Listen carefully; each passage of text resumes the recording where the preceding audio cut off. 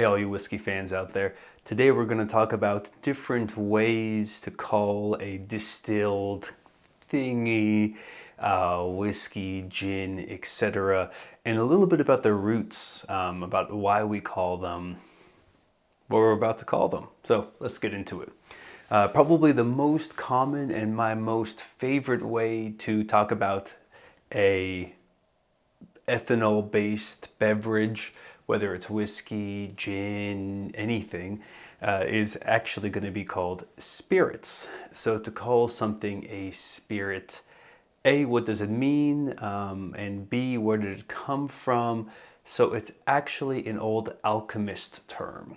And what's really interesting is all of the three terms that we're going to talk about today are actually from or have their roots in alchemy. Now, the only difference being they're kind of starting to break out and be from different parts of the world. Now, the word spirit, to me sounds the most kind of enlightened and spiritual, and that's kind of what it was meant to be. It came from the concept of, or an alchemist's concept of, hey, when I distill something, when I extract something from it, it's kind of taking the essence or the spirit out of whatever it is I'm distilling. So spirit, this sounds the nicest. Well, I say that, but the second way is actually aquavita. So that also sounds pretty cool, and like most cool sounding things, it's French, maybe some, but this one is definitely French, and it means the water of life. Now, aquavita was actually a kind of a term.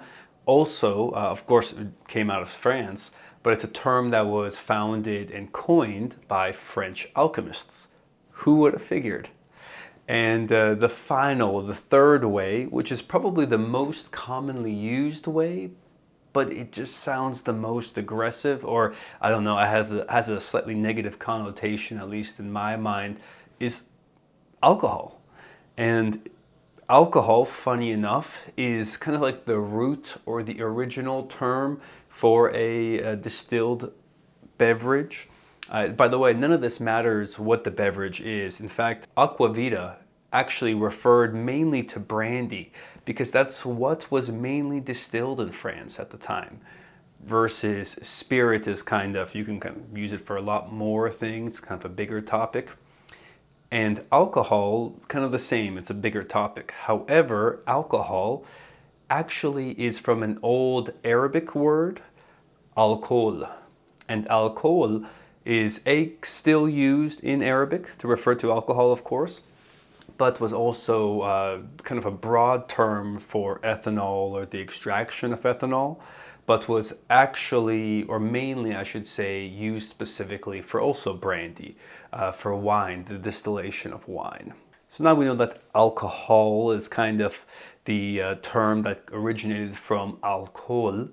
But what's also interesting is the word spirit also has some ties to older, let's say, Arabic words.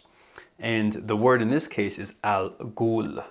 And ghul is kind of spirit, but to me it has kind of a negative connotation. It means a little bit more like ghost than spirit.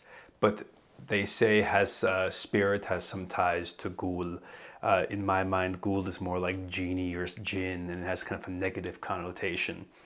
But however we got to it, al-ghul and alcohol is how we kind of got to the term alcohol now, and maybe spirits, but I'm on the fence with that one. Now, we'll get into all this later, but why do all of these terms come from alchemy, and why are all the alchemists coming up with the terms that we still use today? Well, it's mainly because alchemy or alchemists, mainly during the Persian Empire, or at this time Persia, but now on our maps actually a place in Iraq, was not the birthing ground for distillation, but where distillation became a lot more refined, and actually the almanac still was invented. But we'll get into that later. Until then, cheers to you all, to your next glass or bottle of whiskey, and we'll talk again soon. Peace out.